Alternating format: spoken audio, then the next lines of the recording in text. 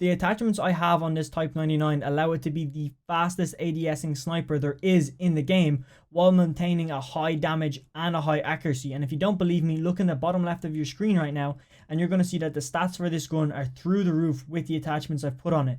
Now, not only am I going to show you the attachments, but I'm also going to show you the perks you need to run with this gun. So make sure you watch the whole way through so that way you don't miss anything that could actually change how this gun works. Because I'm telling you right now, it's all important.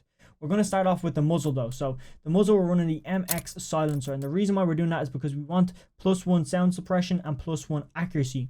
Now this does lose 1 aim down sight speed, but when you look at our speed, look how much we're in the positive. We're really, really good for speed. We're good for damage. We're good for accuracy. We're good for ammo.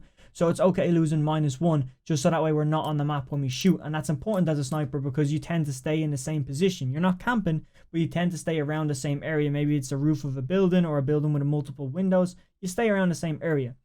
Now for the barrel, we're running the Shirashi Short. I think that's how you pronounce that. And that gives us that speed back. And it gives us sprint to fire speed, which is important for all my quick scopers out there. And we do lose bullet velocity, so that's the speed of the bullet, which is very important when it comes to sniping, because it's the time it takes for the bullet to leave your gun and hit your opponent. So that's very important that we have this as high as possible.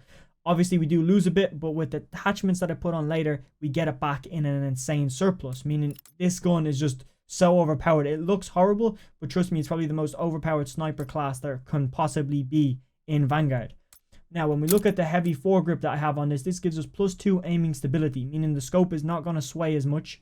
We're going to get +1 recoil control. Then we're going to get +1 aim walk steadiness. So the gun just overall is more controllable. That's the word I would use there.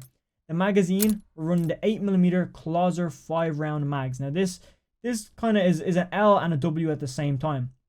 We get +2 bullet velocity and range, so that's really good. We get +1 bullet penetration, meaning if you're shooting through walls, cars, windows, the bullet is going to do more damage when it does hit the opponent. And then we get +1 damage in general.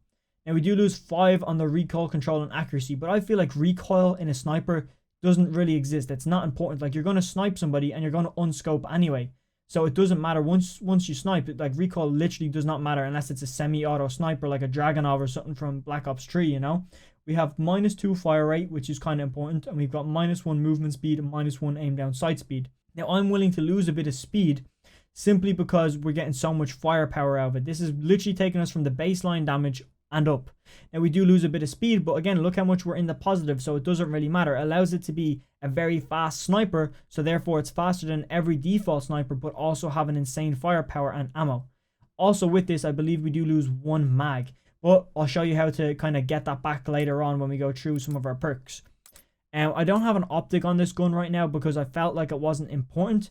And before I show you the stock and the rear grip, I forgot to show you these ammo. So the ammo type I'm running is lengthened.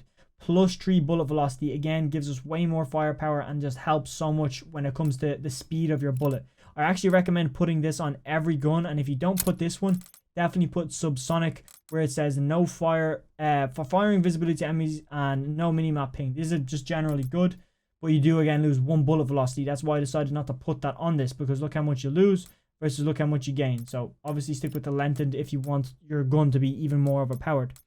So for the stock, we actually don't have one. We got that shit cut off, and it gives us +2 movement speed, +1 sprint to fire speed, +1 aim down sight speed, and we lose a lot of accuracy, recoil control, flinch resistance, and aim walk steadiness. I actually get the flinch resistance back in abundance. So if you look how much accuracy we lose, you're going to just, you know, take an imaginary screenshot in your brain of how much we lose. And I'm going to show you what I put on later to actually get that flinch resistance and the accuracy in general way higher. So this allows the gun to be as fast as possible. Like, literally, that's what gives us all of that speed.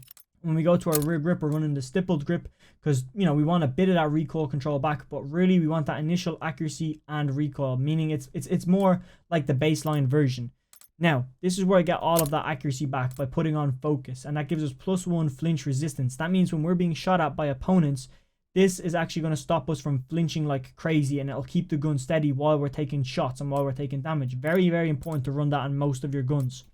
Then for the kit, I decided to run deep breath because there's nothing really in here that's useful. If you want to put on something else, feel free to do that. But deep breath for a sniper gives us +1 hold breath duration, meaning it's double the length of hold breath duration, which I think is pretty good, especially if you're chilling at the back of the map, or, you know, you just find yourself hard scoping with such a fast built sniper. I don't know why you would, but you never know. Now, when I show you the secondary, I'm only running the pistol. If you want to swap out scavenger, you can, and put down, I'll show you right now. You can put from scavenger to overkill, and you can get a secondary weapon, meaning you could have an AR or a shotgun or something like that if you want. But I'm running scavenger because I plan on quick scoping with it. I'm also running ghost, so that way when I'm moving around, I'm off the map. It's very important to be off the map as often as you possibly can when you have a sniper, especially with my risky playstyle when I don't have a backup. I don't have an SMG or a shotgun. I literally only have a sniper, so I don't want to be found by anybody else on the map. And I'm also sorry for my phone going off, bro. But moving on, we do have the radar. Enemies appear on your minimap when they fire an unsilenced weapon. That's important because you want to know where everybody is. And I would either recommend running radar or high alert. High alert is also good because if you're being ADS'd on, especially with a sniper, you would like to know where the opponent is. This will put a pulse on your screen. If you're not aware of what this is, I'm just explaining it. So, you know, it's definitely a good perk, but it's up to you between radar and high alert.